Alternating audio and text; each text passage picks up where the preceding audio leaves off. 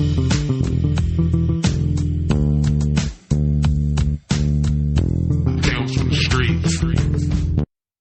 right, today we have Lieutenant Frank Greco, retired, and Mo back to talk about negotiating. Last episode we had with Frank, he mentioned it, touched on it. Wasn't the purpose of the episode, but definitely excited to have him back and get into what it is, what negotiators do, what it looks like, and some very interesting stories. So Frank, Mo, I appreciate you guys, and Mo, I'll kick it to you. Awesome. Thank you. It's interesting because that's kind of like the framework around me and Frank's relationship, which we'll talk about. But I think it's also just interesting in general when we talk about what it is that negotiators do and the practice of negotiations and things like that. Law enforcement negotiations, first of all, I always like to preface it and tell people it is nothing like you see in the movies.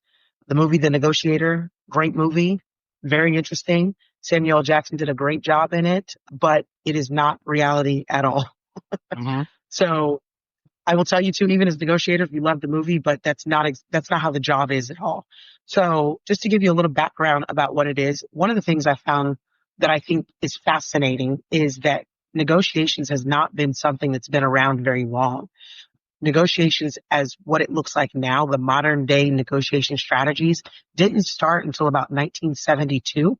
It was actually a NYPD detective named Harvey Schlossberg that actually created what we now still use as a framework for negotiations. He was a detective with NYPD, but he was also a psychologist, and he had spent a lot of time integrating psychological evaluations and things like that into law enforcement. He was one of the people that also pioneered psych evaluations for cops that got hired on. So this was kind of like his wheelhouse, and he really created what it is that we use as that groundwork for negotiations. It wasn't really put into practice though until 1973. Really, well, I won't say it wasn't put into practice, but it was really tested in 1973 during a Brooklyn hostage crisis that occurred. And to give you just a little bit of background with that, it was a robbery at a sporting goods store that occurred and it went bad. These 4 perpetrators went in to rob the sporting goods store. They armed themselves and things went awry. Cops got called. They couldn't escape. And it evolved into a 47-hour-long standoff. The standoff was pretty intense. In the very beginning, there was 1 police officer that was killed.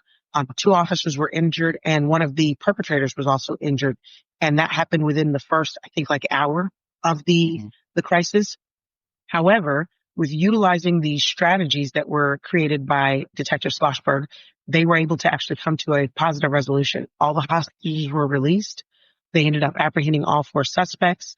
And that was kind of the first time that the way that negotiations were done was really put it to a test, like I said.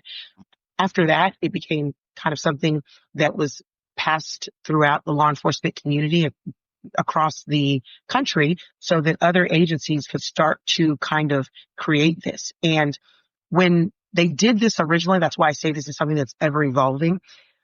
When they came up with negotiations, the idea was negotiations took place just to delay or kind of distract the person to allow SWAT to kind of come in and do something. So that was the original intent and idea behind it was, well, we're just doing this as a tactic to delay them so that SWAT can come in and do the real work. That has changed a lot over time. And I can tell you now negotiations are put into place for various situations. No longer is it limited to just hostages. Yes, many agencies call them hostage negotiators, but now we deal with people who are barricaded subjects. We still deal with the hostage negotiators. We deal with subjects that are having mental crises and breaking down and threatening to harm themselves or others. So there's a lot of times that we are now used in various deployments, I would say, for various different reasons. And the end all be all is we come into play when the first line of defense, which is your street level officers or your detectives, that first responder gets to that situation and it evolves to something bigger than what they can handle. That's when they will do the call for the negotiators to step in. Most agencies, I say most because there are some that do it a little bit different. Most agencies allow their negotiators to respond out with a SWAT element because the idea is that your negotiators are focused on the communication side of it. And you always need to have someone there that's going to be prepared to deal with the deadly force side of it if we need to. So typically agencies will have your negotiators respond out with your SWAT element. They will be focused on trying to communicate, trying to create dialogue, trying to talk to the person and get some resolution there. But with the idea that if it does not work out, if we have to do something tactical, and I say tactical, meaning we have to do deadly force, we have to use less lethal, we have to go one of those routes, then we will allow that to evolve that. So let me ask you that. Well, one, thank God that was a successful tactic that worked, because otherwise they'd have said, hey, get this fucking guy out of here. But my question for you is, what, I know we're getting into it, but a synopsis, I'm not asking for a full brief on the training, but what type of training do you get to be a negotiator, as opposed to, I don't want to call it typical law enforcement or SWAT, but I'm assuming there's got to be some sort of tie-in between all the elements. Yes. So I'll answer this, and then I'll give Frank an opportunity if he has an opinion on it as well. I will tell you, the training that we receive as negotiators is very intensive communication training. Mm-hmm. I think that, before I go down and explain it in a little more detail, I think that the deputies that are going out, the officers that are going out and responding to these calls should be receiving this training, because they, again, are our first line of defense. If they could better communicate, that might reduce some of the call outs that we have. And I'll explain to you a little bit more about that later. But yeah, I know for when I was on the team, we went through 3 phases of training, I will say. When you came onto the team, you would be kind of doing the behind the scenes, the support role. So you were getting the training with the team itself in that small group type situation, seeing them actively on call outs, you being the person to see them work as a team, who was doing what roles, how equipment was set up, how information was passed back and forth, what the primary negotiator was responsible for, what your secondary negotiator was responsible for. But from there, we also had to attend 3 classes that were specific to what to do when you're talking to someone who is having a mental break, how to talk to a person, how to try to build a bridge or a connection. And the other thing that wasn't just talking, that was more often that we did a lot of training on, is listening. Because what people don't realize is talking is the easy part. Shutting up and listening is the hard part. But that is where we gain and glean the most information from the individual that we are trying to negotiate with. That's where we're going to learn what is their thing that's going to hook them in to try to get them to be able to be dissuaded to, or persuaded to do what it is that you want them to do. What is that thing that they don't want to talk about and you want to try to avoid? We don't learn that unless we shut up and listen to that individual. So a lot of our training is not just learning how to talk to people in crisis, learning about mental health issues, learning how just to connect to people. But the other part is learning how to actively listen and pick out not just the words the person is saying to you, but what is the feelings and the emotions behind what it is they're saying to you. Frank, anything to add to that? No, I would just say that the 3 classes that Mo mentioned was really just the beginning of your training. Mm-hmm. Those were 3 1-week-long classes each, so a total of 3 weeks that we would attend at Jacksonville, University of North Florida. That was their basic groundwork to where you could then start negotiating. We as negotiators continued our education, attending a class. You know, anytime we had an opportunity to attend a class, we would attend a class. We would attend state conferences. Some of us were lucky enough to attend national conferences, and the education and the training never stopped. It was not something you did one time and that was it. It was never ending, because you needed to stay on top of your game in this particular arena. Yeah, I know we're going to be getting into it, and I want to get back on track. I just kind of want to set the precedence that, because a lot of times you go from street cop to detective, and you just kind of slide into the detective role, and you learn FTO or something like that. But like negotiator class, or being selected as a negotiator, that's just like step 1. And then there's so much training, and there's the knowledge, and also I would say maybe even a different skill set, because when you're on the street and you're showing up to the scene, you're basically coming in there and like you're you're taught to, like, you run the scene, you're the authority. It's kind of your way or the highway. And again, negotiators have to kind of feel that out. I mean, again, this is me talking from what I've seen. So I just kind of wanted to set the table for what we're about to get into, but I know it gets into a lot of tactics and stuff like that. And I'm excited to hear about it. I just wanted to kind of outline that in the beginning. Yeah, I think that's important so that people do understand it's not something you can just walk into, or I said, I think in our last episode, people think that cops walk into this job, we plug into a computer and we get it downloaded to us. Yeah. And it's not that way. It's learning. And then when you step into this realm of this specialty team, it is a continual learning process. I'm glad that Frank pointed that out, because it doesn't just stop. You learn from every call out. We would do, for us, and I'm assuming they're still doing this after each call out, we would do a debrief and we would go over what went well, what worked, what didn't, why did we make this decision? You know, what do we think we could do different? What is some things that we know that we don't ever want to repeat? We would go through those kind of things, and it allowed us to learn on the fly, essentially, from each situation that we encounter, because much like what it is that we do every day, we can't take a negotiation and give a checklist to these people and say, check off those boxes and you'll be good. Yeah. It's a lot of learning as you go, so to speak. Yeah, for sure. Absolutely. So, you know, talking about when we come in, I think that's what we were kind of talking about, is when do the negotiators step in? And like I explained, they step into the realm when the situation is kind of moved beyond the capacity of the law enforcement officer, whether it be due to training, whether it be due to the dangerousness of the situation. Sometimes it's not necessary, and we'll talk about that, for us to step in. It's because, again, they don't have the experience with the communication side of it, and so the situation evolves outside of what their skill set is, we'll say. And once it has gotten there and we do get on scene, there's a couple of different tactics that we use, I will say, in order to do our job. And I will tell you, our biggest tactic, and I don't know if Frank will agree, the biggest tactic that we use is time. Time is always on our side, because there's some statistics that say different numbers, but what I think they overall kind of land on is the most critical part of a crisis is the first 15 to 45-minute window.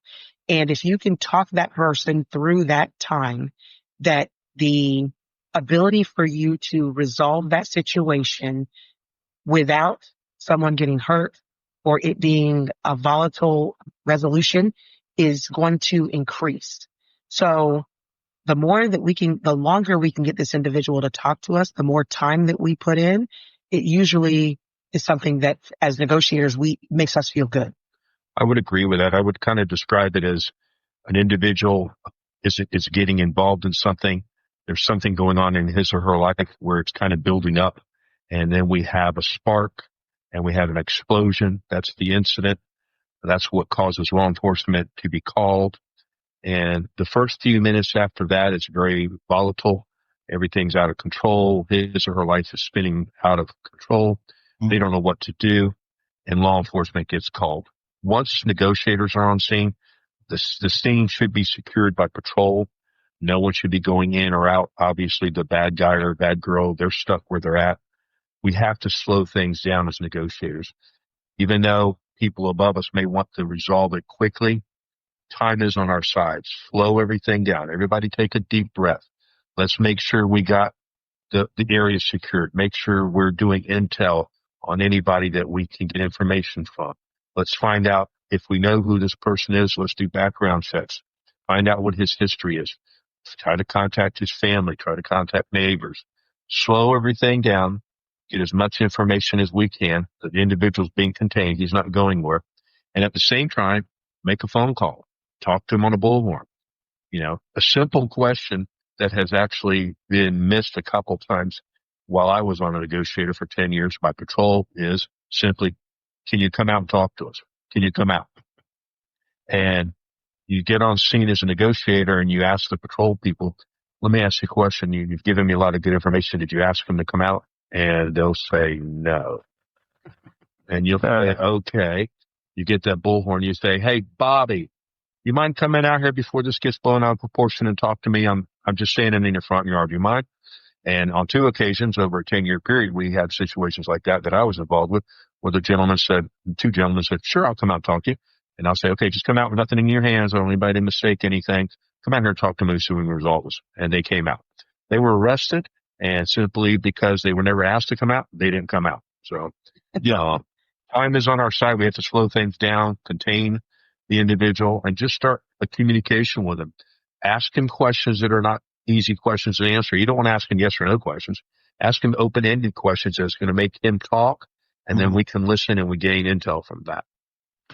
Got it. And I just want to, a quick question, and it kind of summarizes a lot of what you already explained, but I'll preface it with, I had one scenario where a negotiator and SWAT came out, and it was a college kid barricaded in his dorm room. He was playing, it was porn very loudly to the point you could hear it, 500 yards away. And he was obviously doing it to get a response. Security guard tried knocking on the door. The security guard said, hey, he opened the door, flashed a gun, and shut the door. And then 2 neighbors said, oh, what about his roommate? I haven't seen his roommate. So now I show up, and it's like, well, did he kill his roommate? He's not responding about his roommate. He was being very flippant. It all boiled down to he had gotten really high on whippets, and it ended peacefully. But in the moment, I had to call. I was trying to ascertain, I tried knocking on the door. I did ask him to come talk to me. He told me to go fuck myself, those kind of things. And it went up to the lieutenant, and my question, I'm getting to the question. He got up to the lieutenant, and he could see him just kind of like, oh, fuck. And he's like, all right, I guess we got to call negotiator and SWAT. And he was kind of pissy about it. And it did end up taking, I think, 2 or 3 hours, which from what I understand is a shorter standoff type deal. And there ended up not being, the roommate had gone home or something like that. So there's nobody in there. But I remember I almost felt like I did something wrong. And my question for you is, when you show up, how do you work with and communicate your needs for time is on your side with the fact that patrol supervisors are like, no, I need my guys back on the road. We need to get this fucking squashed. Well, one thing I would ask you, Tyler, is that lieutenant, was he on scene? Yes. He was on scene. As a patrol lieutenant, I would always try to make an attempt on my own to make contact after my patrol deputies had tried to. Just one more attempt isn't going to hurt anybody. It's going to actually be a good idea. You never know. Another person may get a different response. Yeah. And as far as a team leader coming out once patrol is called was out, I'm not going to be upset if they did their due diligence and they did what they felt they should do. And as long as they did everything that they've been trained to do, and in their good conscience, they felt it was a needed call out, I'd rather side on the side of caution than not. So I don't see an issue with that as long as, they make a good judgment, not a hastily, but, look at the facts. What do you have? Like the description of your scenario, you couldn't walk away there as a deputy. You needed to further investigate it. So you called, did a call out, which was appropriate. And a lot of times it'll turn up to be nothing, or, some people will say that was a waste of time. I don't agree with that. If everybody leaves that scene, law enforcement, civilians, the person holding themselves hostage, if everybody leaves safe and sound, that was a success in my book. Okay. And I guess the thing is, so you're the team lead for the negotiation side. How do you, and again, Hillsborough is the only example because I'm sure it's done differently, but like you're dealing with street level supervisors who are like, hey, we need to get our guys back on the road. We need to wrap this up quickly, or SWAT's just like, fuck it. He's not responding. Let's just kick the door in. Like, what does that power struggle, I guess, if there is one, look like, and if there was one in Hillsborough? I will tell you that you mentioned 2 different power struggles, one with patrol and one with higher ups. Yeah. Patrol was usually pretty good when CNT showed up and we explained to the on-scene supervisor for patrol, be it corporal, sergeant, lieutenant, what we needed. 99% of the time, they took care of what we requested. I can't really recall an incident where a patrol supervisor said no. Because keep in mind, we're now taking the incident away from them. We're relieving them of the responsibility of solving it. They get the easy task of just blocking intersections, securing houses, things of that nature. So they're usually pretty happy that we're there and we take over, so to speak. Now, from the side of the supervisors above, I can tell you from experience that, I was on numerous call outs where supervisors above me, and this is in my CNT chain of command. And it was also in the chain of command outside of CNT where, we need to get this resolved. This is a waste of time. This guy is just full of this and full of that. And you have to explain to them, sir, ma'am, this is your ultimate decision, but let me explain to you what I feel. Let me explain to you what all my training and experience feels. If we rush this, these things could happen. There's no reason to take this particular action at this time because you're going to have to justify if we take that action and it goes south, you're going to have to justify why we had to take it at that moment. And if you're willing to take that responsibility, so be it. And when you explained it that way, a lot of times, half the time they would go, oh, you're right. Okay, good. The other half of the time, they're like looking at you like you're an ass and they know you're right. But they're also pissed off at you for bringing it up that manner. I always try to do it in a very delicate balance there. Hey, it's your ultimate call. We're here to help you. This is what I recommend. This is why I recommend it. What you're suggesting could go south, and you're going to have to explain why at 5 p.m. we took that action instead of waiting for a couple hours, letting negotiators try to weaken the guy, get him to come around and surrender peacefully. But that's on your shoulders, whatever you want to do, sir. That's how I presented that argument. Yeah. I will say as the deputy too, not a team leader, we felt the power struggle in different ways because a lot of times we had the struggle of our primary duty supervisors being mad because we got called out, being upset because of our training days. If we got called out in the middle of the day, getting text, how much longer are you going to be out there? Especially when you were a patrol deputy and there happened to be a call out in your same district. So it was one of those things. It was like a delicate balance. You'd have to go to your team leader and say, hey, LT or Sarge, whoever was our team leader, I'm getting beat down by my supervisors because they want us to clear this call or whatever. And they would have to be the ones to intervene. So there was a lot of, I think, delicate balances that happened when you were on specialty teams with the way that it was handled at our agency. Like you said, there's a lot of agencies that do it differently. So I think the power struggles are real and varied. Tyler, I will also say that if a supervisor called one of my negotiators while we're on an active call out, I probably wouldn't call that supervisor back then. I would tell my negotiator, ignore the phone call, ignore what he or she is telling you. It's on me. But afterwards, I would call that supervisor back and I would fairly politely say, listen, when they're negotiating, they belong to me. They don't belong to you. And it's as simple as that. Yeah. And I will tell you when we get into some of my past negotiations, I will tell you, I'll talk about a call out where I had two high-ranking people telling me to do two totally different things, and I was stuck in the middle of them.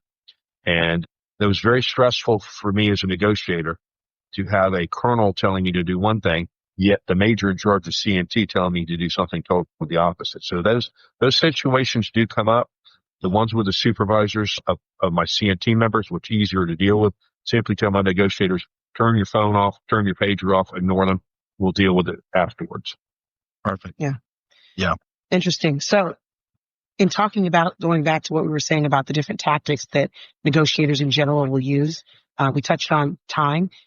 One of the things, and Frank touched on it, but I wanted to clarify a little bit too, is the first thing we want to do is contain the individual. The idea that we want to make it so that the person has no one else to go to but us. When we can get that containment, it allows us to be able to have that time because they don't have the ability to do some of the things or maneuver the way they want to do. And what I mean by that example is you will have people that will be suicidal and they'll be threatening and harm themselves. So they'll be barricaded in the house and all they want to do is make one phone call to that person that they're super angry at so they can tell them, look at what you made me do. But if we cut that ability off for them to do that and make them have to focus on us, it will delay them and therefore give us that time. He also talked about our other tactic is just to talk. And we talk about anything and everything. We don't, in many cases, in the very beginning, even begin to talk about what it is that's going on today, what brought us here. We will call them up and I would classically always say to people, when I call them, I'd be like, hey, Tyler, what's going on? Like I was dumb about the whole situation, giving them the opportunity to tell me anything. And a lot of times they'll tell you about, the last movie they saw. I've spent hours talking to people about cars or their movie they saw or whatever, and never got to the situation because that is still working for that tactic of time by me keeping them on the phone to talk to me about whatever. Mhm. The other thing when we're talking to them, and right from the very beginning when we're talking to them, we want to start discussing with them what surrender looks like and what the plan to surrender looks like and how we would execute it. And why we start talking about that in the very beginning is we want to put that thought in their head from the very beginning, the onset of that conversation. Our tactic is to put that seed, plant that seed in their brain that they're going to surrender. They're going to get out. They're going to leave. This situation is going to unfold the way we want it, not the way they want it. So we start planting that seed from the very beginning so that it's in their brain. And when it does, very often we'll be negotiating with someone and all of a sudden they'll go, I'm coming out. Well, they already know what it is, what it looks like, how we plan to execute it. And all we're going to do is give them a quick reminder and send them on their way. We're not going to try to stop them and go, wait. Let me tell you how to do it.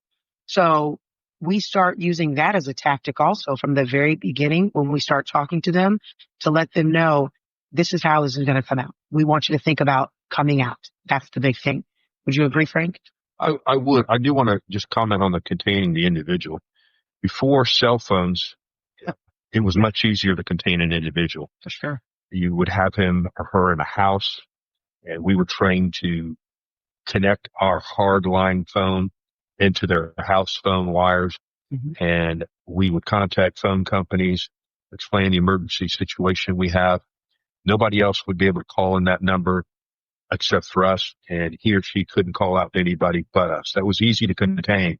Yeah. Once cell phones came into the picture, that was a lot harder. There were certain things we could do. They would take more time.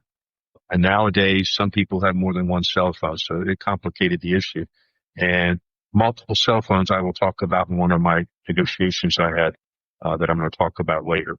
But containing the individual used to be much easier. Now it's much more difficult, but it's something that you have to do your very best at. Yeah, and I will say it's interesting going from street cop to federal agent to dealing with protection of like president or vice president, because as a street cop, trooper, things like that, or even as a Fed but working investigations, you're like, oh my God, this takes so long. You got to call these companies. They ask you all these questions, and it's a nightmare. If it has to deal with a threat to the president, you make 2 phone calls and all of a sudden, boom, you have control of their cell phone. You're like, what the hell? I could have used this for like 18 other cases. They're like, yeah, it doesn't work for that. Only this. And I'm like, son of a bitch. So the ability is out there. Certainly. Sometimes the phone companies would be very cooperative. Sometimes they would not. At the same time we're talking to them, we would tell them, hey, we are typing up an emergency order right now to get signed by a judge. We'll fax it to you, email it to you as soon as it's signed. We expect it within the hour. Sometimes they would be receptive to that. Usually if we explain the urgency of the situation, if it involved saving of life or lives, most of the time they were cooperative. But again, it took longer than it used to because of advances in technology. Yeah, fair enough.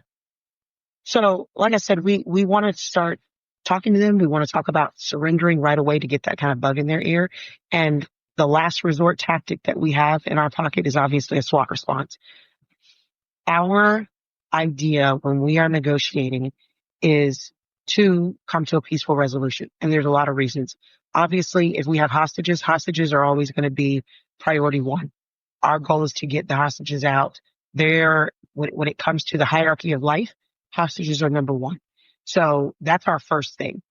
But the other part of it that we have to think about is if we can't get this person to peacefully come out, to peacefully surrender, then we have to send our SWAT guys in. And every time they have to make an entry, every time they have to do those kinds of dynamic things, they're dangerous. So for those of us who are negotiators, we also carry that responsibility on our shoulders too, that if we could not get this person to peacefully surrender, then we were going to be putting, not us necessarily, but there were people that we worked with that were the same uniform as us that were going to potentially be put at risk. So that's why for those of us who were negotiators, SWAT was going to be our last response for that reason. I would just add what Mo was talking about. I was approached by a SWAT member one day, And he came up to me and said, you told me something a long time ago.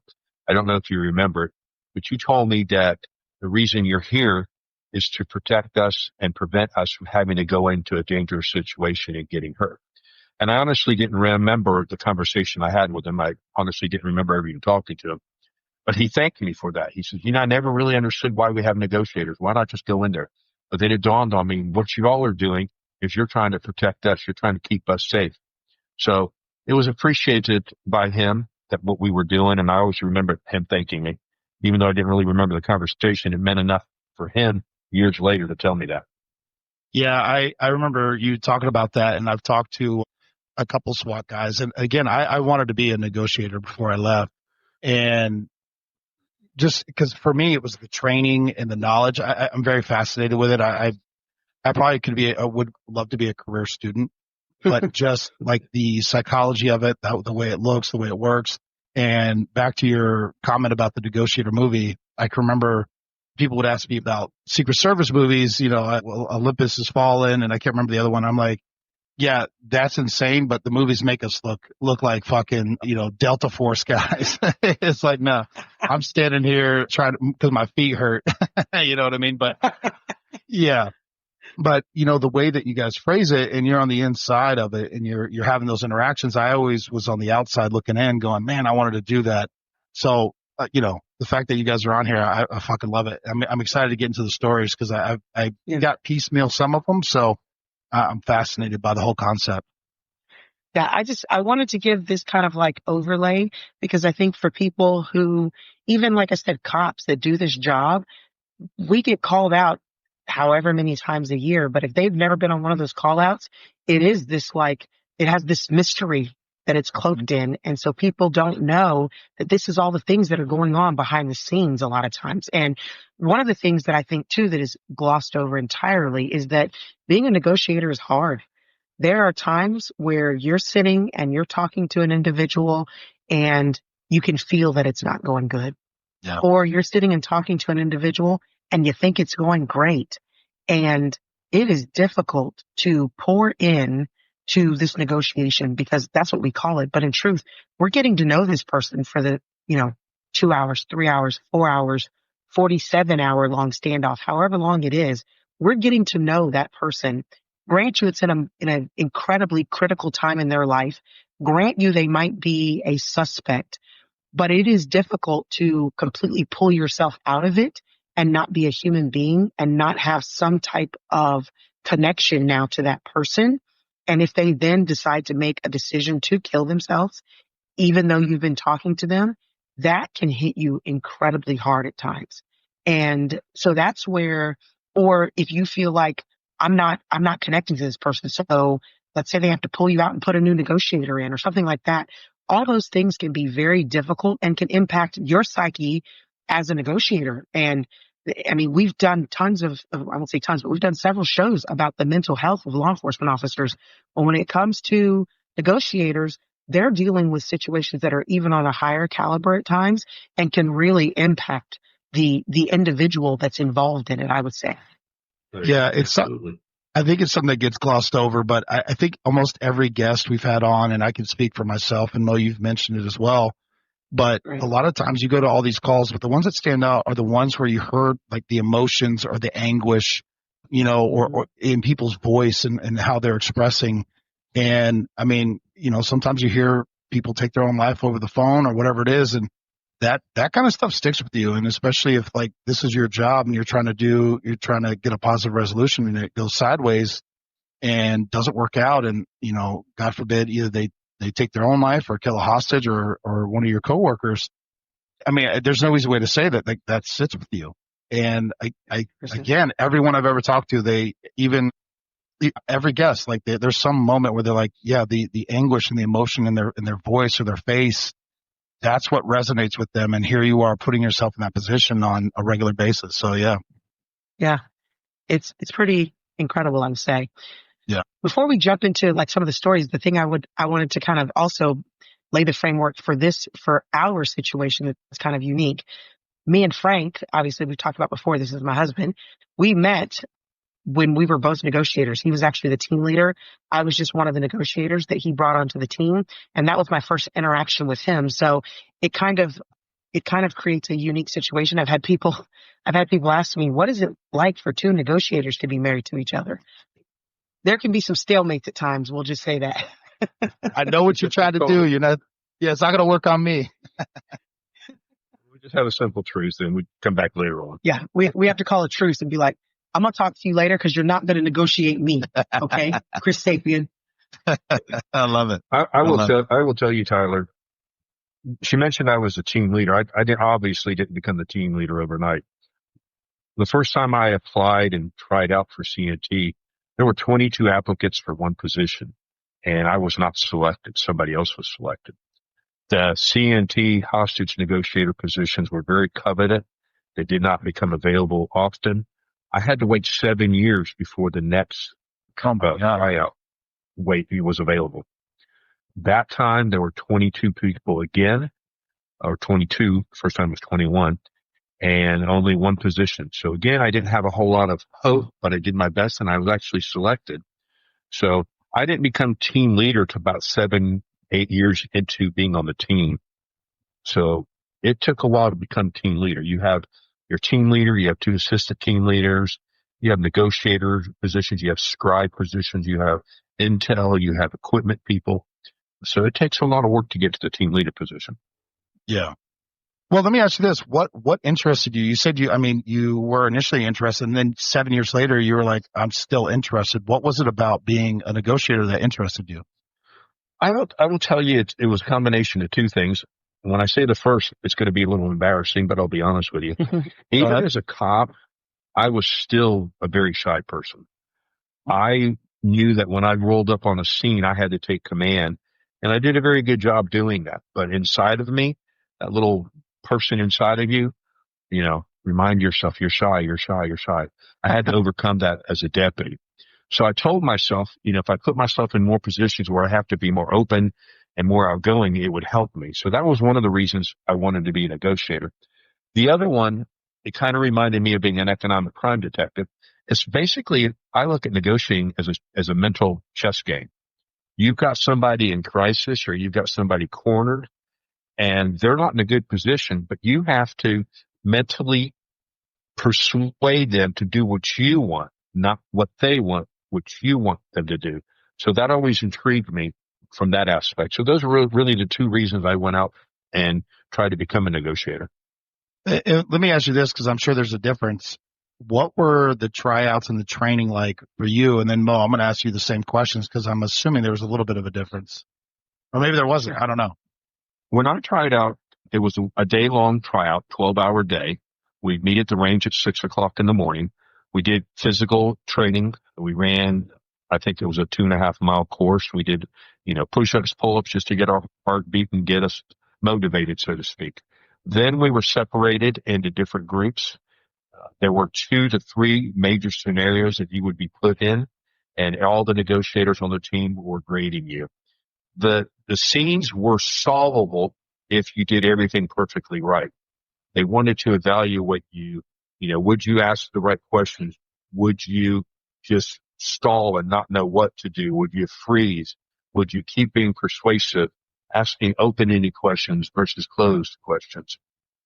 They would make a situation where you were told as a negotiator, I want you to negotiate that gentleman to the window, and we're going to take him out. We actually had, I can recall, 2 people on tryout days over the 10 years I was there, where they actually told us they could never do that. And that told you right then that they were not in a position where they could be negotiators. So I just found it's just a mental chess game, I think, is the best way for me to try it out. All right. No. The training. Go ahead, I'm sorry. No, the training, that's what I was, you were going right into it. So what, so then you make it, and then the training, because you suggest 3 weeks, and again, I'm not asking you a day by day, but yeah. Well, like Mo said, there was 3 levels of classes: level 1, level 2, level 3. They were all at the University of North Florida in Jacksonville. You would travel, you would stay there for a week for each class. You might take the first class and not go back to the second class for a year. You may not get the third class for another year. So they were spaced out depending on availability of funds and the willingness of your agency to send you. But even after that, if a class came available locally, I would put in for it. I was almost always granted the opportunity to go. We had monthly training days for CNT, so once a month the team was training. It was always important to train, because if you're not familiar with the equipment, for example, and you get on a scene and the equipment person can't connect something, your higher ups are going to chew you, and you're going to look really, really bad in front of everybody. So learning how to do all the electronic equipment, I won't get into all the equipment, but there was a ton of equipment that we needed to know how to use as negotiators. So when you first came on the team, that was really your job, getting the truck and the equipment to the scene, hooking up all the equipment. But the training never really ceased. I was fortunate enough to agency sent me to a university to take 3 master level classes in hostage negotiations that were put on by 2 detectives from NYPD. And it actually gave you national certification once you completed the 3 classes. So I was fortunate with the training. I was able to obtain a lot of training. And as a result, I was able to travel the country and do what's called incident debriefs, where I would be invited by an agency in California that was doing a state conference. They would invite me out to go over an incident or 2 incidences that I was involved in. So it opened a lot of doors for me, not only from training, but being able to travel the country and talk about hostage negotiations to other agencies. Now, you have the unique, experience, at least between the 3 of us, of you actually supervised the specialty team. And 2-part question, was that in conjunction with you being a supervisor and also supervising a specialty team, or how did that work for you? No, I had my full-time job as a corporal, sergeant, or lieutenant, whatever it was at the time. And the team leader position for CNT was like a part-time job. But in reality, whatever needed to be done when you weren't on a call, I did in the office or in my patrol car. They allowed you to, kind of work on it while you were doing your other job, so to speak. But it was a part-time job. It wasn't a full-time position. Got it. And was supervising, so this is a specialty team, did you feel any difference in the people under you as far as the specialty team was concerned as compared to corporal, sergeant, lieutenant, like either on the road or even detectives, even though I would say those are kind of specialties as well? But did you see a difference in the type of personnel you were supervising? I would say that we would have the cream of the crop on the team. When you have a tryout, you have 21, 22 people trying out for one position, and the positions only come available every 4, 5, 6 years. And the team is the one who is able to pick collectively who they want on the team. And 9 out of 10 times your higher ups would sign off on it. We got intelligent people. We got go-getters. We got people that were really, A-plus players. We didn't have anybody on the team was slug, that didn't want to be there or anything like that. And unfortunately, sometimes in your regular assignment, you might have someone that's, a little bit less than a star. So Gotcha. we had good people on the team. I never had anybody that was negative in any way, shape, or form. Yeah, it sounds reminiscent of BJ when he talks about the bomb stuff, talking about the equipment, but also he just likes working with those guys because they're all kind of like-minded. They're interested in the same thing. They're doing above and beyond their normal position. So I assume, but it's kind of nice to hear that. But Mo, just because we got you both here and I want to get into some of these stories, but Mo, so we heard Frank, what interested you specifically about being a negotiator besides the fact that Frank was there? At that time, I was not interested in him. Let me just let you know. It was not until years later. I understand. What interested me, honestly, is I always had an inkling for dealing with people that were in crisis, that had like mental health issues, that had some of those critical things. And I always prided myself with being a communicator. From the time I became a cop, I was never one to say like, oh, I don't believe in using our guns or using our tasers. No, there is absolutely an avenue to use those. But I was always one of those people that I felt like I could connect with people. And the reason being is when I grew up, my dad used to I always say that my mom was the disciplinarian, but my dad was the one who dropped these little nuggets of knowledge. And my dad used to always tell me, baby, you should be able to walk amongst kings, but never lose the common touch. And I remember him telling me that first time, I'm like, Dad, I don't know what that means.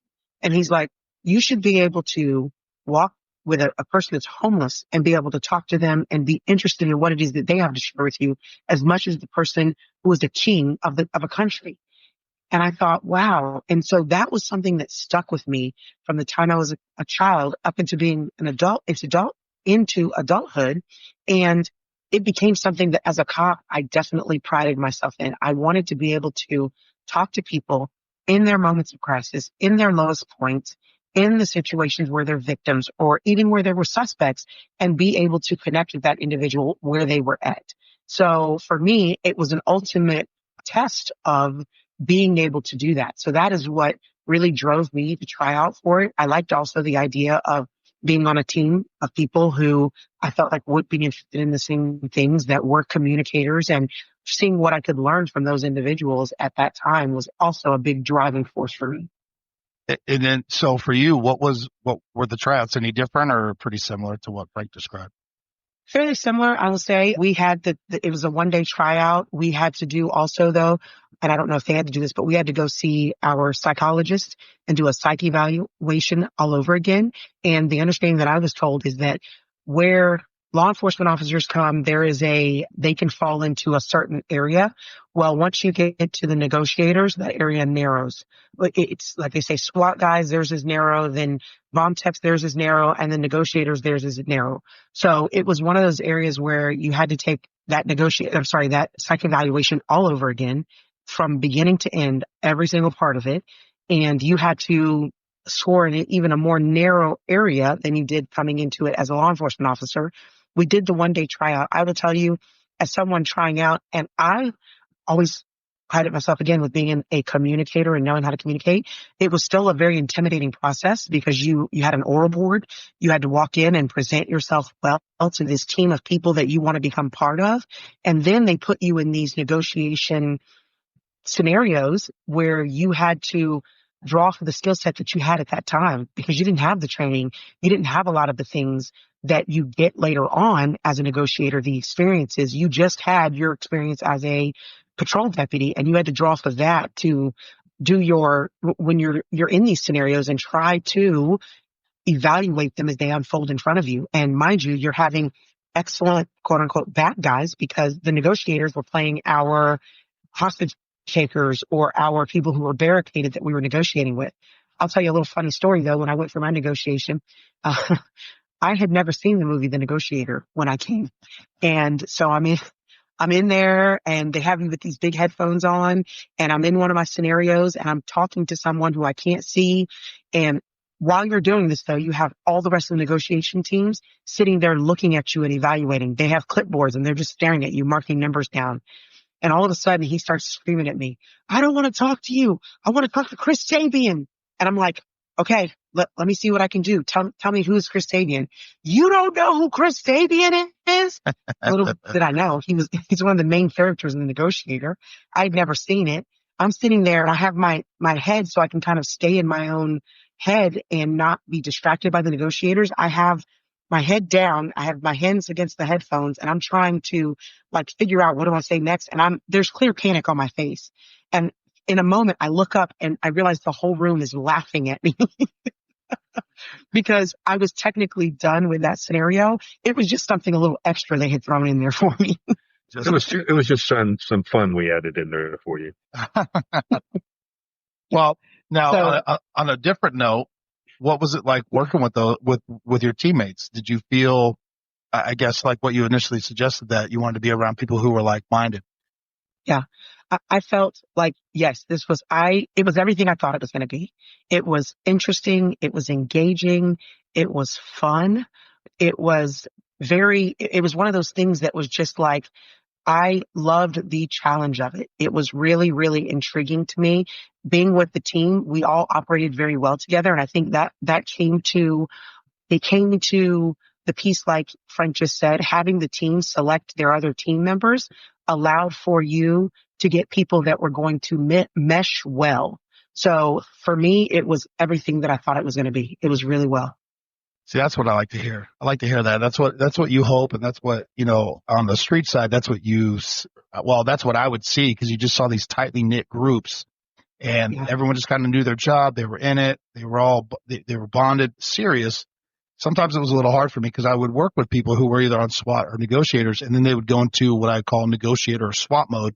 And I would laugh sometimes because I'm like, I'm not used to that side of you because you were used to just, shoot the shit on the street side or whatever, working street stuff. And so Right. I always saw that. And again, that's what drew me to it. Unfortunately, I didn't ever get to do it, but I'm glad. It just nice to confirm that. But I'm really excited to get into some of the stories that you guys have. But obviously, I'll kick it to you guys on how you want to lay that out because I've heard pieces of this, but I'm not aware of the extent on how the negotiations went. For sure. I'm going to let Frank go first because he had a lot more time on the team than I did. So he has a couple of stories that I'm always intrigued in hearing about. And I think the audience might find them super interesting as well. So he kind of touched on the Skyway Bridge negotiation the last time we talked with him about it. You can give us a little more info on that one? I'm just going to go into a little bit more detail on the Skyway Bridge, and then I'm going to talk about a negotiation that I found personally humorous, and I'll explain why. Then I'm going to spend most of my time, the vast majority of my time, on a negotiation that lasted 10.5 hours. It was a hostage situation where 5 hostages were involved. And then I'll briefly tell you really quick what I consider was an unsuccessful hostage for me, an unsuccessful call out for me. But talking about the Sunshine Skyway Bridge, I had been called out there several times throughout my career to negotiate with suicidal individuals. And I briefly talked about the last time I get a call. We have a call out Skyway Bridge. I get there first. I'm told I'm the primary negotiator. I got a man sitting on the wall. It's a 3.5 foot wall. It's 197 feet roughly down to the waters of Tampa Bay. And he won't talk to me. Throughout this negotiation, I find out that he was married. He had a small infant child. In a moment of rage, he battered his child so bad and so severely that his little child lost his eyesight forever. The wife divorced him. All his friends disowned him. His own family didn't want anything to do with him. He got arrested, obviously. He was told by his attorney, you're probably looking at 20 years in prison. So this gentleman had a lot of things going against him. He was, I think, sincerely remorseful in what he did. And I say that because at one point he tried to blind himself with acid, but it didn't work. It did damage his eyes enough where he could no longer scuba dive underwater. And it's ironic because his job was an underwater scuba diver bridge inspector. And now he is sitting on a bridge. We made contact with his attorney. The attorney didn't have any more information other than, I told my client he's looking at 20 years. We got information that he may be armed. We closed the Skyway Bridge down. If you're familiar with that bridge, it's a lot of traffic. People complained all the way to the governor's office. But for 4.5 hours, I kept pounding him, trying to get him to come off that bridge. We had a huge thunderstorm coming in from the northeast, and it was imperative that we get all our people out of there. We didn't want to get hit by lightning. For 4.5 hours, I kept pounding on him, trying to tell him that there was reasons to him to, not jump. Your son is going to want to know his father. You have time later on in life to make amends. Your son's going to need you there, et cetera, et cetera, et cetera. And I will tell you, Tyler, I would have bet you all the money in the world he would have jumped. At one point he took his wallet out, dropped it on the floor. He took his watch off his wrist and dropped it on the road. I had prepared myself that he was going to jump. But 4.5 hours later, with that thunderstorm coming in, I finally said to him, I said, I'm not going to say what his first name is. I said, sir, I'm about to get off this bridge and so is everybody else. We're not going to get hit by lightning. You see that thunderstorm coming in? You see all those lightning strikes? Yeah, you're going to have to end this one way or the other. I have been doing my very best for 4.5 hours trying to tell you why you should live, why you still need to be here for your son. And I don't know what nerve I struck at that point, but he actually decided to surrender. He was convicted and he spent 20 years in Florida State Prison. He recently got out. So that was the story of the Skyway Bridge, that particular one. I would have never thought it would have ended successfully. I would have sworn he was the one who would have jumped right in front of me. No. The negotiator. I have a question before you go on with that. I'd never heard the part about the storm rolling in and you telling him, "Hey, we're going to leave." Yeah. Do you think that might have been a catalyst to get him to come off the bridge? I don't know. I know that there were some personnel that were taking refuge in the SWAT truck and the CNT truck. Mm-hmm. We did have 2 SWAT operators laying on the concrete platform between the north and southbound lanes. They were still protecting me with lethal, but there were a lot of people that were getting in vehicles. So maybe he thought I was going to actually just go away. I don't know. But for 4.5 hours, I tried to persuade that man that there was reason for him to live. In reality, I would have never fathomed that he would have not jumped. So that really blew my mind. Hmm. I will talk to you real quick about a negotiation, which I found very funny, just personally. It wasn't a funny call up, but I found something humorous. I was a detective sergeant on my way to lunch. I was on a major highway in Tampa, Dale Mabry Highway, and I was trying to find a place to go to lunch. All of a sudden, the District 3 office yells that they have a man inside of a restaurant. He's trying to grab a woman, drag her out by the hair. A deputy comes up on the radio and says, I'm in the restaurant. I'm in the restaurant. The man drags the lady out of the parking lot. Deputy comes out and approaches and confronts the man. Man pulls out a firearm, starts shooting at the deputy. Nobody's hit.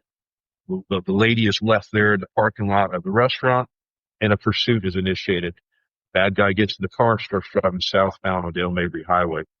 You know what Dale Mabry Highway is. It's like, I don't know, 8-10 lane highway going south and northbound. It's a major artery. There's thousands of cars on that interstate. Yeah. So as a supervisor who was basically on scene, even though it was a different district, I came up on the radio, and the pursuit went south for a little bit. We made a U-turn and started coming north.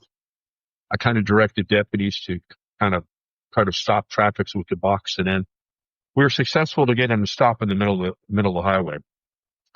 Everything's on hold. We're securing, the area. Nobody's driving anymore on the highway. We're telling businesses on both sides of Dale Mabry, you're in line of fire. If he has a gun, he's already shot. We're trying to clear parking lots. It was a real big ordeal. We get all our contingents there, SWAT and CNT and all the upper command. And he is inside of his car, which is upside down. I failed to tell you it flipped. But I'm on my stomach and my chest. I'm looking at him underneath from the other side of the car. I'm looking underneath the car, and I can see him clearly. And I don't know what his name is. And then I find out his name is Esteban. I had at the time a bird that I had found in my backyard. It was one of those big birds with all the colorful feathers. I don't remember what kind of bird it was, but it was a friendly bird. I took the bird in. It became a family pet, and we had named him Esteban. So the funny part of the story is when I'm yelling, Esteban, I need you to put the gun down. Every time I said his name, that bird flaps in front of my face. It was very distracting. And just to end that call out real quick, he decided that he was going to come out of the car and start shooting up deputies. He announced it very loudly. As he was crawling out from the car, I yelled, he's got a gun, he's got a gun, he's got a gun. It's in his hand. 2 of our SWAT guys used less lethal. They lit him up with less lethal, several rounds. I'll just say that. I honestly think the guy thought he got shot. He went down. He let go of the gun. They were able to get to him and take him in custody without anything else happening. But it was really distracting trying to talk serious to this man. And every time I yelled his name, this bird appeared in front of my imagination. Well, let me interject. As I've told my children, just because it's less lethal don't mean that shit don't hurt like a motherfucker. So I can imagine what that dude felt. Well, I honestly, like I said, I honestly think he got shot with, live rounds. The way he went down and he started moaning and yelling and moaning, I don't think he realized it was less lethal until after the fact. But yeah. Funny story on that. I was working in D3 at the time that call out went. I was one of the deputies used to shut down the road as well. Yeah. So I listened to that kind of unfold, not knowing that you were out on that call. I'm going to spend most of my time until you cut me off on one negotiation. And it was a 10.5-hour ordeal. I'm going to try to synopsis it in maybe 10 minutes for you. But one afternoon, about 5 o'clock, on the same highway, Dale Mabry Highway, kind of south of Tampa, South Dale Mabry Highway, we have a gun store and an indoor shooting range. We get an alarm from the business indicating they're being robbed. Deputies get there very quickly. Within 2 minutes, they're there. And lo and behold, they encounter a gentleman trying to flee the business. He's got a handgun and he's got a hostage in his left arm, and he's holding the gun to the hostage's head.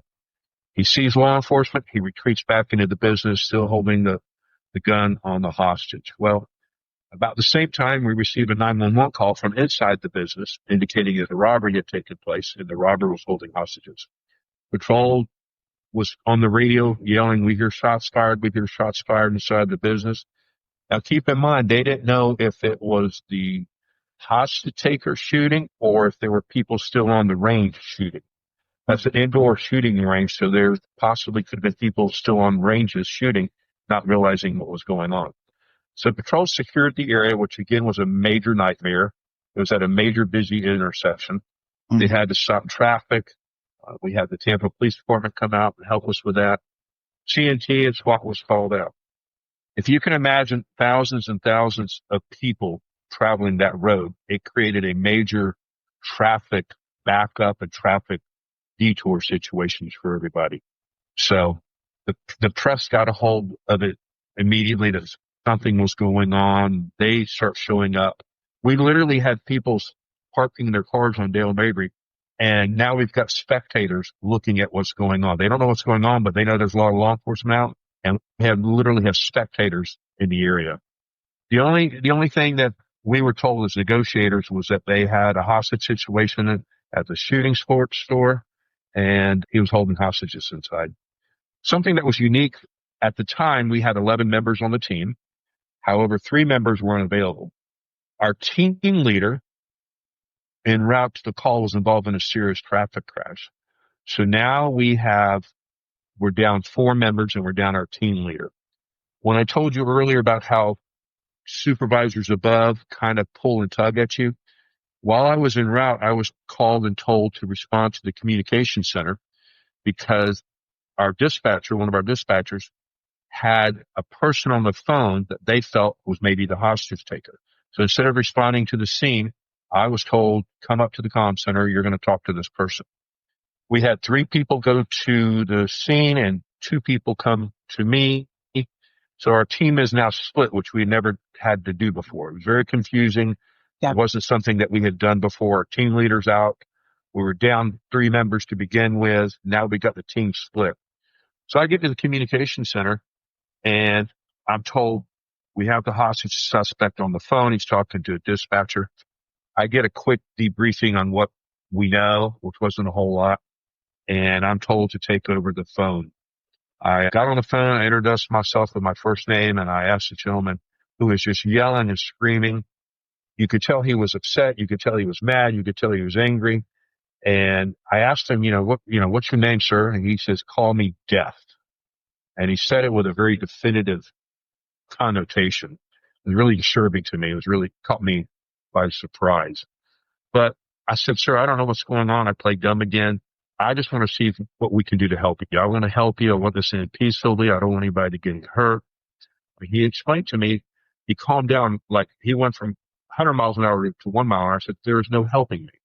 I said to myself, okay, this isn't going to be an easy one. This person really has something going on.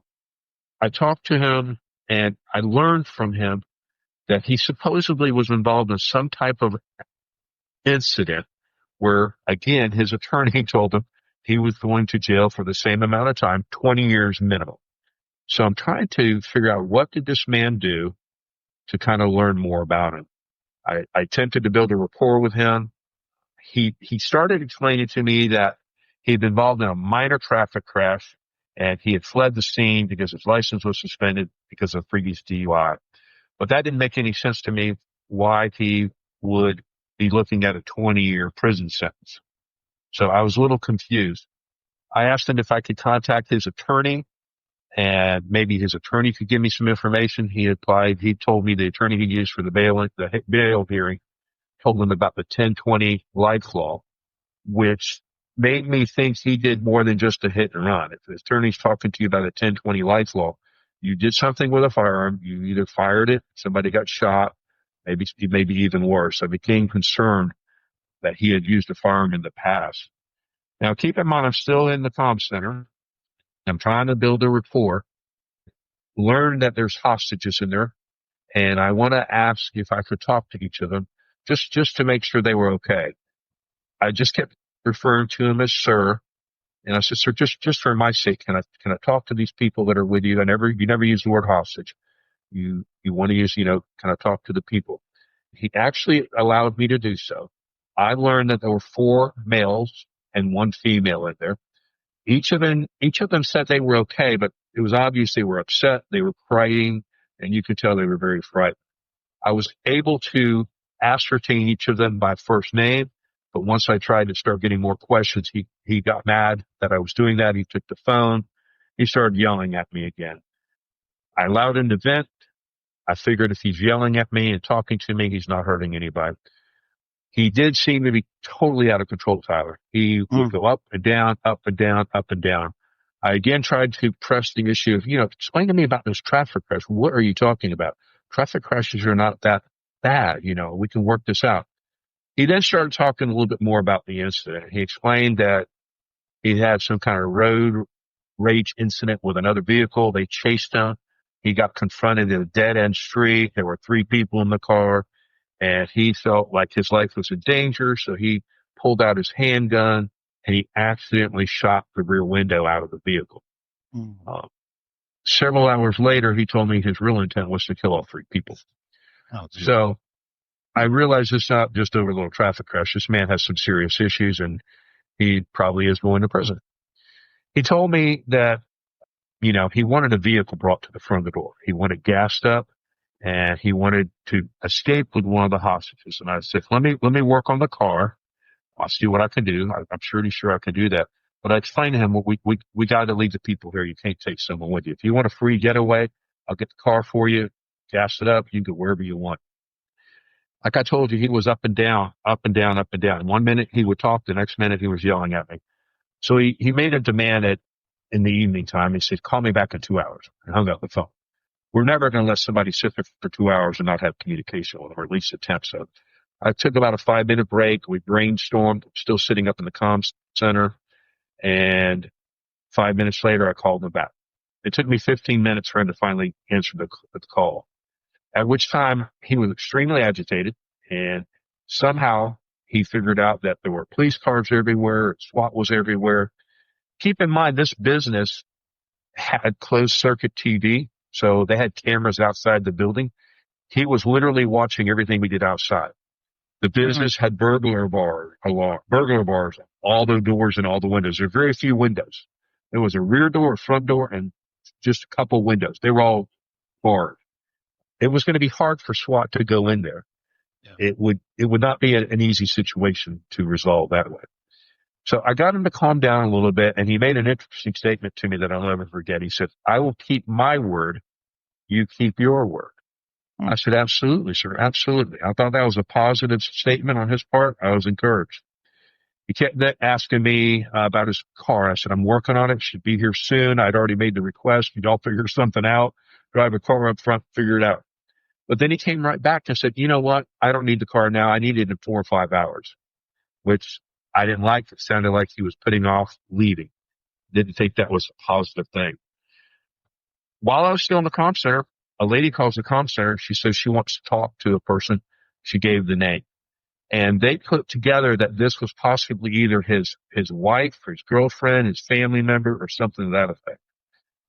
We asked her, the comm center dispatcher asked her, what is your name? What is his name? And we get a first name, a possible first name.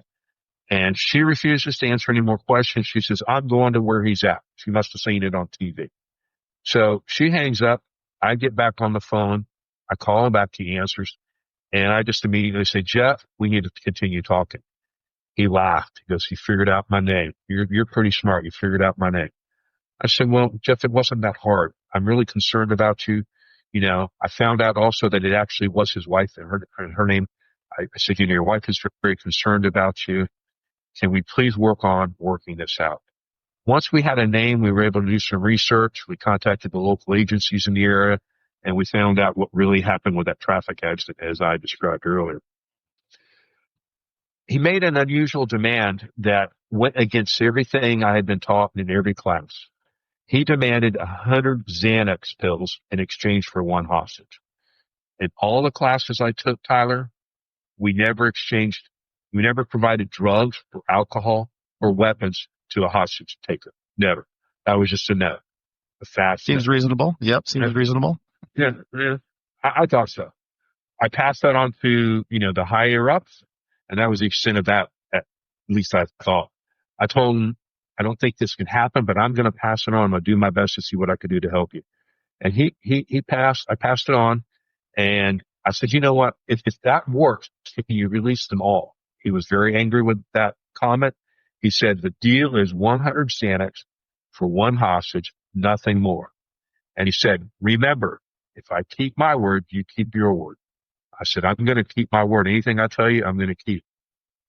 I asked him, why do you need so many Xanax? He told me that he had been taking Xanax for the last 10 years. He takes 20 to 30 a day, and he needs to calm down. I said, okay. He said that, if he took all 100, he'd probably pass out. The hostages could walk out. The SWAT could come in and get him. I thought, well, that's good. I told myself, but that ain't going to happen. Yeah. We don't trade for drugs. So lo and behold, we have 5 hostages in there. I'll leave it at that. We have 5 hostages in there. Some are smart. Some are not necessarily too smart.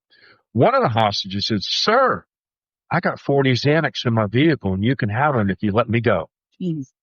Well, he gets on that, and then he tells me that I don't want 100 Xanax. I want the 40 that are in this car in the parking lot brought to me immediately. Because we had been telling him that we had to find a pharmacist who would prescribe, dispense that amount of Xanax, and it was going to take us some time. We'd have to find a doctor who'd write the prescription. The pharmacist wouldn't do it without a prescription. So we're trying to buy time. But now we got 40 Xanax out on the hostages' cars. Mm-hmm. He threatens that he's going to kill these people if we don't get him this 40 Xanax, and he hangs up the phone.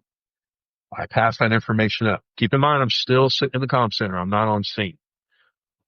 I then get told that we are going to deliver the 40 Xanax in exchange for one hostage. And it blew my mind, Tyler. We'd never, ever thought of this. We never trained.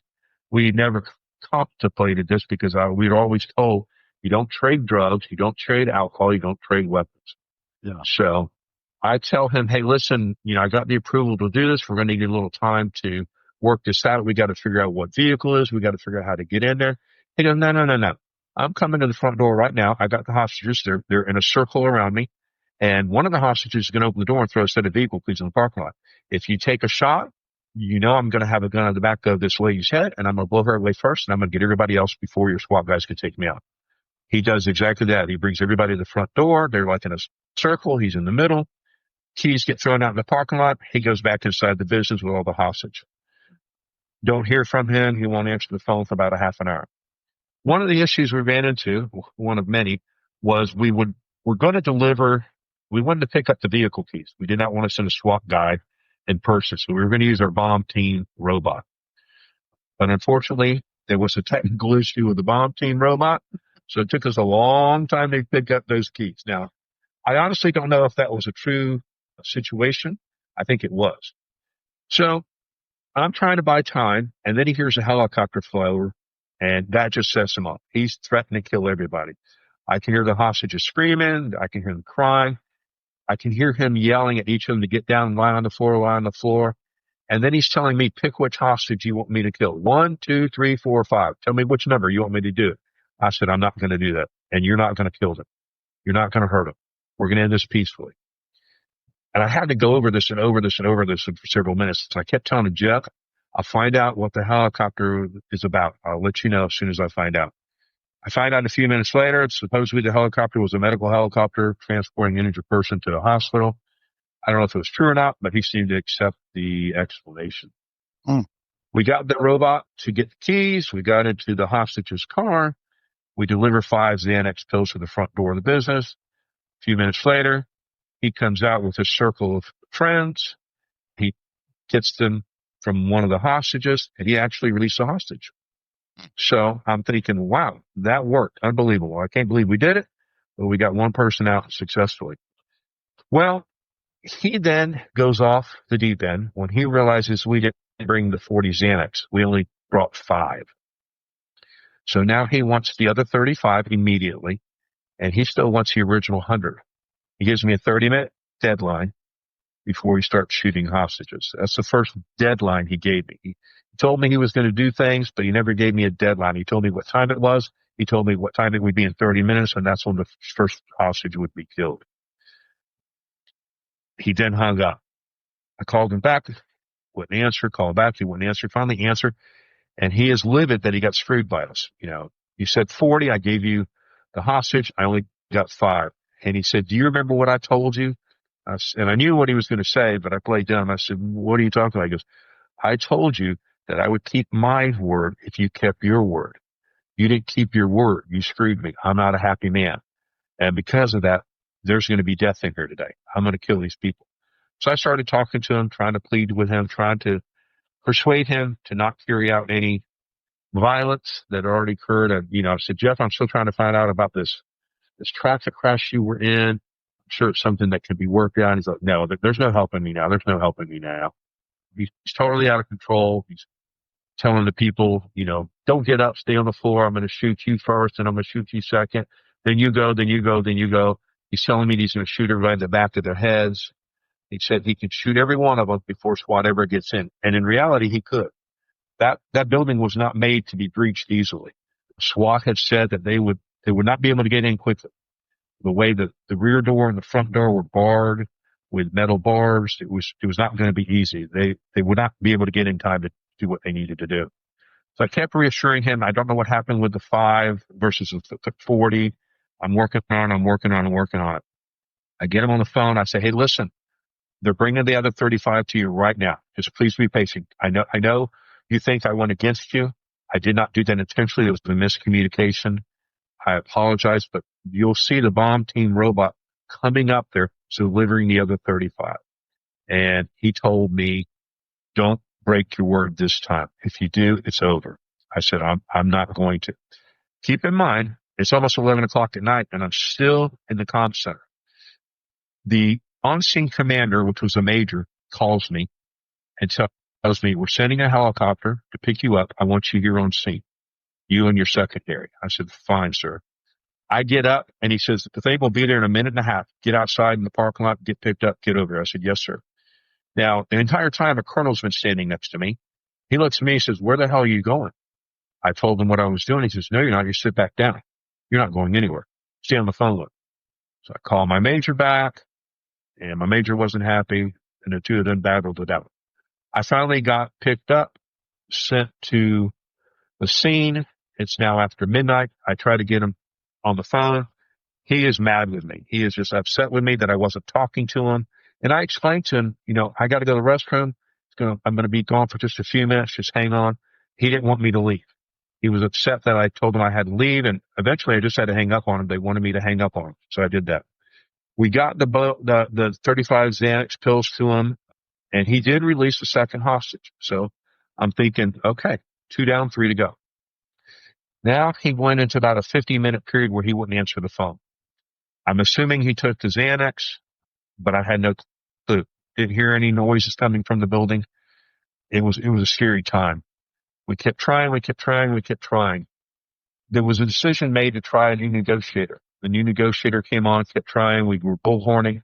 We were making phone calls, bullhorning. About 3 hours go by. We have no contact. Finally, a little bit before 3 o'clock in the morning, he answers the phone. And he kind of tells the new negotiator that he's going to commit suicide and then we can come in and get the other 3 hostages. The negotiator does a good job in this respect. Sir, don't do that in front of those people. They've already been traumatized enough. Go into another room. If you're going to do that, go into another room. Just don't do it in front of them. He hangs up the phone. A few minutes later, we hear a single gunshot. Seconds later, our phone rings. It's one of the 3 hostages. They tell us he's committed suicide. We tell him to go to the front door, try to unlock it, which they do. And SWAT goes in there and they find him deceased. A little backstory on the gentleman. He'd been arrested for 2 DUIs, one in 05, one in 06. He had been arrested for an aggravated battery where he cut his wife's neck with a knife. And the traffic crash incident that I described, he had been charged with 3 counts of attempted first-degree murder with a firearm and a hit and run. That was 7 days prior to the standoff, and he was out on bail. His bail was $150,000.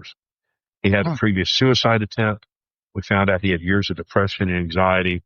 He suffered from alcoholism and he abused Xanax. That situation was not going to be resolved tactically. It was a nightmare for SWAT to try to resolve that tactically. It had to be resolved negotiations wise.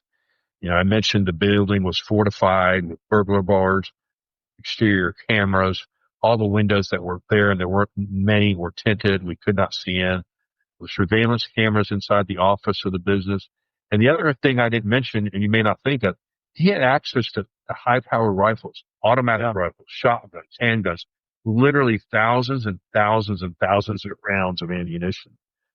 One thing that came out that was good, in addition to the fact that we saved 5 people's lives, was the media actually cooperated with us on that incident. We expressed to them through our public information people, this is a volatile situation. People's lives are at risk. Hold off on reporting this. As soon as we can, we'll give you all the details. So for 10.5 hours, believe it or not, the media pretty much did as we requested. They indicated there was just a police activity to avoid the area was what it amounted to. And we had come a long way in the Tampa Bay area because years before, not too long before that, the Tampa area experienced a situation where a man had killed a young child, was taken into custody, killed 2 Tampa police officers en route to the police station, escaped, killed the Florida Highway Patrol officer while he was being pursued, went 2 counties north of us, barricaded in a convenience store and took a hostage. And the media did not cooperate that day. They actually called the convenience store and did an on-air interview with the bad guy while the negotiators were outside trying to get in touch with him.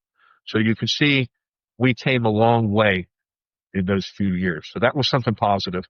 One of the things I didn't mention was one of the hostages was a retired law enforcement officer. I will tell you he was very upset with the way we handled it, and he indicated we'd almost killed all of them. And I couldn't argue. I wasn't going to argue with him. I could not imagine what it would have been like to be in there. So he was not happy with the way we handled it, even though he came out unhurt. Just to capsulize, we were short 3 team members. Our team leader was involved in a serious traffic crash. She was delayed by hours getting to the scene. Our team was split up for the first time. We never trained for that. We had less experienced people in roles they had never been in. We had problems with a robot delivering and picking up stuff. The other issue was a suspect. He took all the hostages' cell phones. So there was no way to keep him from communicating with people outside. We didn't know what the phone numbers were. We never had traded for pills before, or drugs. I lost credibility when we did the 5 instead of the 40, and that really hurt. I got to a point where I didn't feel I was successful, and I said, hey, guys, my credibility is shot because of this. I think you need to put somebody else new in there, and they listened to me, and they did.